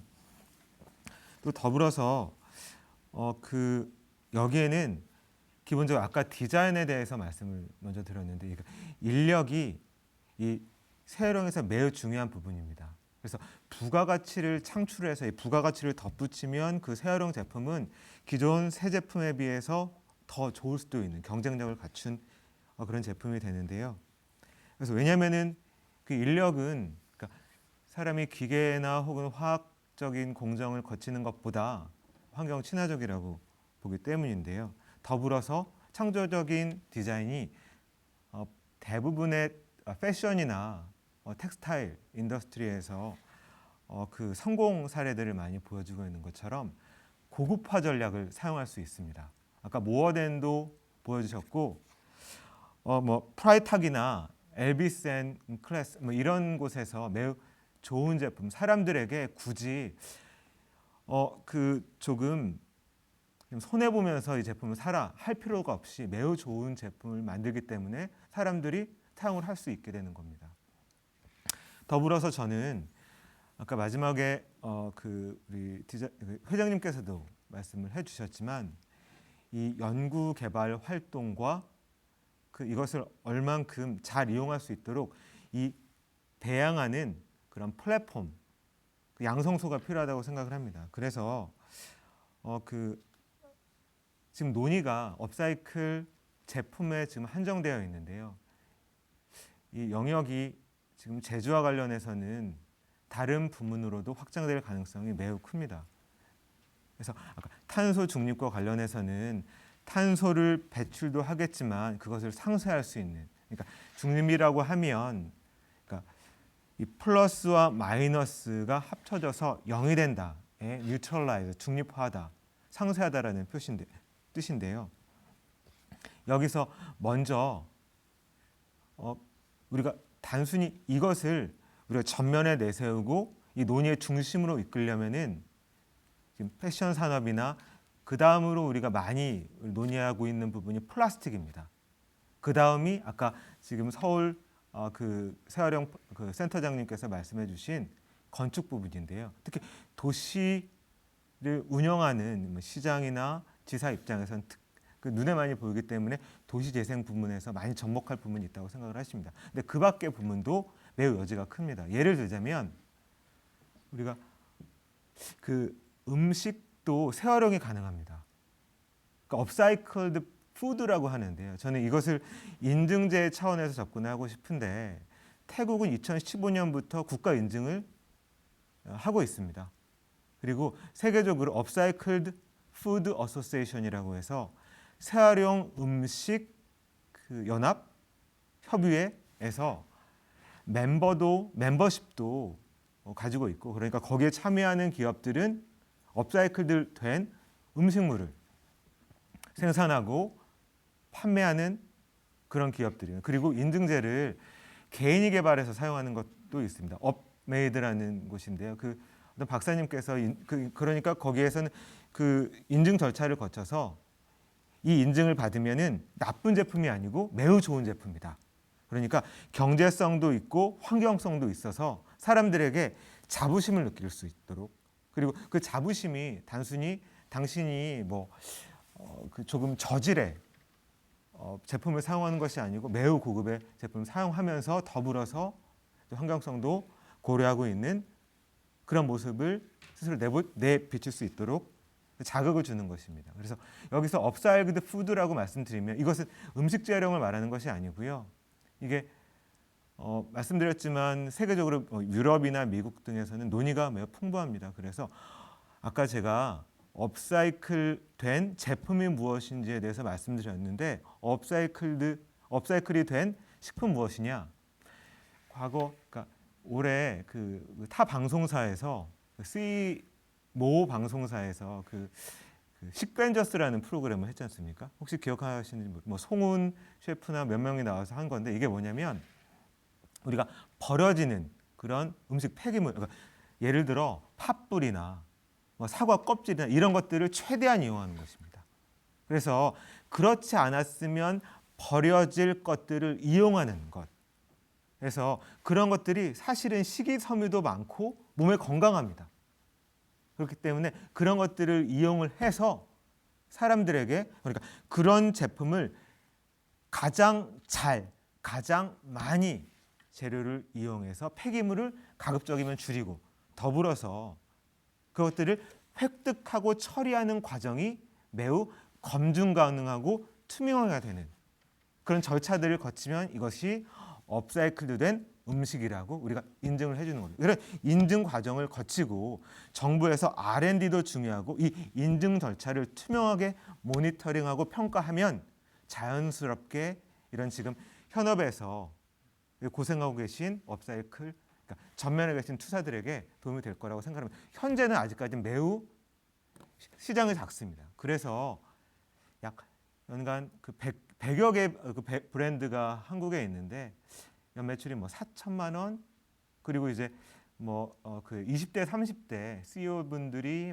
이제 한두 명, 그리고 이제 수명도 그 이제 기업의 그 연약도 길지 않습니다. 그래서 지금 이 토양을 구축하는 그 부분이 이 성패를 좌우할 수 있다라고 저는 믿고 있습니다. 네. 그러면 저도 지난주에 우리 제주지방개발공사 그 삼다수 공장에 현장 방문을 좀 했었는데 거기서 선물을 하나 받은 게 있습니다. 그러게 제가 그 자리에서 우리 그 삼다수 병이 플라스틱으로 돼 있기 때문에 걱정을 해서 좀 했는데 거기서 선물을 좀 하나 줬어요. 이게 손 가방인데요. 휴대폰 넣어서 이제 목에 걸고 다닐 수 있는 이런 제품이 있습니다. 근데 이게 그 우리 삼다수 병, 페트병을 재활용해서 만들었다고 했는데 이게 업사이클의 한 부분 아닌가 저 이런 생각이 좀 들어지고요. 그래서 한번 가져와 봤습니다. 아까 음식에 관련한 거라든지 다른 내용들에 대해서 업사이클 가능하다 이렇게 말씀을 해주셨는데 우리 홍창효 우리 책임연구원님은 물에 관련한 전문가인데 물도 업사이클 가능하다면서요? 예, 한번 말씀 좀 해주십시오. 예, 간단하게 좀 말씀을 드리겠습니다. 현재 그 섬, 특히 도서 지역에 위치하고 있는 곳들은 수자원이 어디나 이제 그 주요 이슈가 되고 있습니다. 그래서 수자원을 어떻게 잘 이용하고 어떻게 하면 더 재활용, 재사용할 수 있는지 그런 측면에서 많이 고민을 하고 있습니다. 그래서 현재는 이 코로나19라고 하는 사태도 사실 이 순환 경제라고 하는 것들이 확장되고 있는 추세가 많이 지금 좀 응축이 됐고 좀 감축이 되고 있고 그리고 작아지면서 그리고 개인 중심 그리고 가구 중심으로 바뀌어가고 있는데 이 수자원 그 사용에 있어서도 그 가구당 그리고 개인이 사용하는 수자원을 다시 재사용, 뭐 중수라든지 이런 시스템을 통해서 계속 밖으로 나가지 않고 외부에 영향을 주지 않고 그 안에서 다시 재활용, 재사용될 수 있는 그런 시스템들이 많이 하와이나 그리고 미국의 그 도서 지역인 푸에르토리코 자치 섬 이런 지역에서 많이 연구되고 있고 또 그 정착이 되고 있습니다. 그래서 저는 그런 측면에서 또 말씀을 드리고 싶고 거기에 또 하나가 그 유럽의 사례, 미국의 사례에서는 업계 간의 그런 제품들, 부품의 호환성입니다. 그래서 최대한 제품들의 부품들이 서로 공유될 수 있는 그런 공유 경제의 좀 확대, 창조에도 좀 기여할 수 있는 그런 부분도 많이 좀 고려가 되고 있다는 점도 말씀을 드리고 싶습니다. 네, 그 우리 제주도에서도 그 업사이클 센터를 이렇게 운영을 해보려고 국비 지원 받으면서 추진을 하고 있다고 아까 말씀을 드렸는데요. 지금 이런 업사이클에 관련한 부분들은 외부 경제의 효과를 많이 일으키는 겁니다. 그러면 그것은 생산을 하는 것보다 우리가 원하는 사회에서 요구되는 생산량보다 훨씬 더 적게 나타나는 이런 성향이 나타나 있습니다. 그러면 그런 곳에서는 정부 지원이 또 반드시 필요하거든요. 그런데 우리 한국 업사이클 디자인 협회 회장님께서 아까 말씀을 해주셨지만 협회를 운영한다든지 이런 측면에서 센터를 만약에 만들게 되면 어떻게 지원을 하고 하는 것이 좋은지 간략하게 좀 말씀 좀 해주시면 좋겠습니다. 네, 일단 센터를 운영을 할 때 거기에는 뭐 입주 기업들도 있을 수 있고 그리고 그 재활용 문화를 체험을 하기 위해 오는 여러 관람객들이 있을 수 있는데요. 그런 부분이 그 시민들에게 업사이클을 잘 소개하고 전달을 하고 또 체험할 수 있는 장을 만드는 거 이것도 굉장히 중요하지만 아까 말씀드렸다시피 장기적 비전을 제시하며 성장해 나갈 수 있는 토대를 구축을 해야 합니다. 그래서 그런 부분에서 연구 개발이라든지 어떤 그런 시설을 생산이라든지 소재를 수급하고 생산을 하고 또 유통 거기가 이제 또 판매처가 될 수도 있으니까요. 이러한 기능들을 실질적으로 잘 할 수 있는 구조를 갖출 수 있는 그런 지원을 받고 구축을 해야 합니다. 그래서 실질적으로 업사이클을 제품을 생산을 하기 위한 아까 말씀드린 일련의 과정들 그것도 다른 일반 제품들과는 다르지만 제품을 소개하고 알리고 판매할 때도 이 제품이 어떤 소재를 어떻게 버려지던 것을 어떤 과정을 통해서 수급을 하고 만들어졌는지 이런 것들을 소비자에게 잘 전달하고 설명하고 또 체험해 볼 수 있게 해야 하거든요. 그런 공감대를 일으키고 그거를 이해할 수 있는 장이 될 수 있는 그러한 구조를 만들어 가려면 사실 1년 단위의 어떤 그런 사업비, 운영비 가지고는 그런 좀 한계가 있습니다. 장기적 비전을 제시할 수 있는 그리고 연구 개발을 하면서 이러한 토대들을 성장해 나갈 수 있는 그런 연구 인력에 대한 그런 부분까지도 함께 좀 구축을 해서 성장 토대를 만들어 가야 된다고 생각을 하고요. 그리고 무엇보다도 입주 기업들과의 연계 지점을 갖고 함께 성장해 나갈 수 있는, 그리고 소통을 많이 해 나갈 수 있는 구조를 만들어가는 것들이 굉장히 중요하다고 생각을 합니다. 네, 감사합니다. 그러면 우리 김성재 그 물정책과장님께서 현직에 계셨었기 때문에 지금 현재 우리 제주도인 경우에도 그 미미하지 않습니까? 그래서 이런 부분을 조금 더 어떻게 좀 지원한다든지 그런 것들이 좀 생각 가지고 계시면 좀 말씀해 주시면 고맙겠습니다. 예, 아까 그 발제문에서 나왔던 그 리투나라는 데가 있죠. 이게 이제 스웨덴의 에스킬스투나라는 아주 70년대까지는 철강 산업으로 유명한 도시였는데 여기가 이제 7, 80년대 일본하고 이제 우리나라 철강 산업이 발달하다 보니까 점점 쇠퇴를 해서 2000년대 초반까지는 거의 죽은 도시였습니다. 그런데 이제 2015년경에 그 안나 베르그스트렘이라고 그 패션 업계에 종사하던 분이 이 도시에 들어와서 이 어떤 그 업사이클링 제품만을 전문적으로 판매하는 몰을 만들어 보자라고 제안을 했고, 이걸 시 정부가 받아들여서 그 리투나라는 몰을 만들게 됐죠. 이게 처음에는 그 지역 주민들도 굉장히 반대를 했던 사업입니다. 그런데 이제 이게 설치가 되고 나서는 이게 활성화가 되고 이제 도시가 이제 다시 살아나는 효과를 보게 되는데요. 이 리투나라는 쇼핑몰의 이제 성공 요인은 이제 폐기물을 공동으로 수집을 하고 이걸 분류를 하고 분배하는 시스템이 하나로 네트워크가 잘 갖춰져 있기 때문이고요. 또 하나는 아주 저렴한 월세입니다. 이게 매장당 월세가 한 17만 원 정도밖에 안 됩니다. 우리나라 돈으로. 그러다 보니까 월세 부담도 없고 내가 이런 폐기물들을 수거하러 다녀야 되는 뭐 어떤 번거로움도 없고 하다 보니까 이제 그 단가도 낮아지고 뭐 비용도 이제 저렴하게 들어가게 되고 하니까 이제 이게 성공 요인이 된 거거든요. 그러면은 이제 제주도 결국에는 이제 이런 시스템을 갖춰야 할 것이고 월세도 저렴하게 해줘야 될 것이고 이제 어떤 이런 지원도 필요하겠죠. 그리고 또 하나는 처음에 말씀드렸다시피 제주도 자체 내에서는 이 자원이 굉장히 부족합니다. 그래서 소재의 공급도 어려울 것이고 어떤 수요도 부족해질 수 있을 것이고, 그럼 이것을 어떻게 타개해 나가야 되느냐? 제 생각에는 이 그 전국에 있는 업사이클링 플라자나 클러스터 같은 데하고 연계가 굉장히 중요하다고 생각을 하거든요. 그래서 그 소재나 제품 재고 같은 것들의 이제 또 재고 관리 시스템을 하나로 묶는다든지, 또 센터 간의 물건들을 공동 판매할 수 있게 한다든지, 필요한 소재들을 서로 교환할 수 있게 한다든지, 뭐 이런 식으로 이제 물류 시스템을 개선을 하고 비용을 낮추는 노력을 하다 보면 성공하게 될 수 있지 않을까, 저는 이렇게 생각을 하고 있습니다. 네, 감사합니다. 그 오늘 전문가적 입장에서 이렇게 토론들을 해주셔서 감사합니다. 지금 시간이 얼마 남지는 않았기 때문에 이 자리에서 꼭 하고 싶다 하시는 그런 내용이 있으면 뭐 1분 정도에서 간략하게 우리 토론자 중에서 해주시면 고맙겠습니다. 하나만 덧붙이면은, 그러니까 서울 그 발제에서도 나왔고 이 정부에서 지원이 들어갈 때 그 일반적으로 우리가 인구 유입과 지역 경제에 미치는 영향이 매우 중요한데요.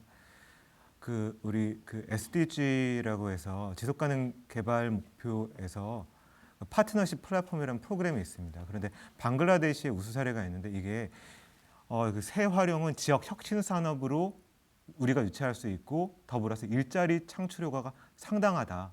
이제 그래서 그 이제 유엔의 지원을 받아서 방글라데시의 수도인 다카시에서 그 중소기업 청년 연합과 그 이제 그 지역 사회와 협력을 해서 그 일자리는 5,000개 정도 창출 효과가 있었고, 그 여성분들을 5,000명을 고용을 했고, 또 산업 폐기물을 그 이제 재활용을 한 사례가 있습니다.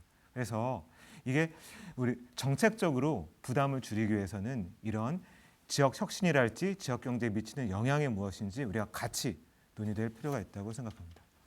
네, 감사합니다.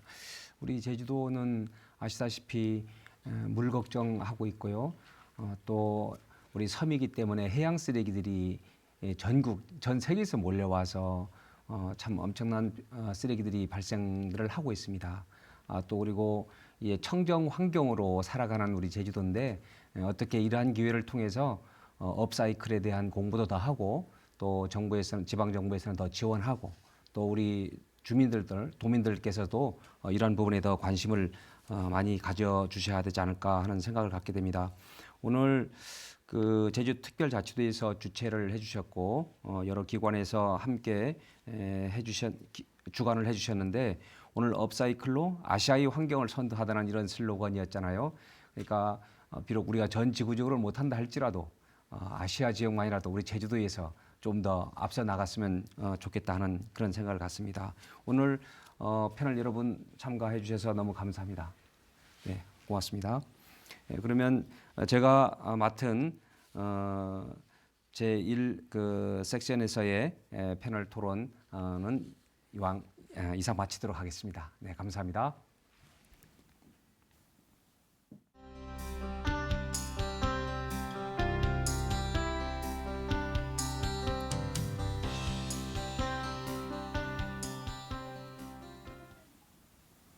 네, 송정호 의원님 감사합니다. 그리고 패널 여러분들께서도 굉장히 수고 많이 해주셨습니다. 각각의 패널께서 갖고 계신 생각과 또 대안 방안까지 들을 수 있어서 의미 있는 시간이었고요.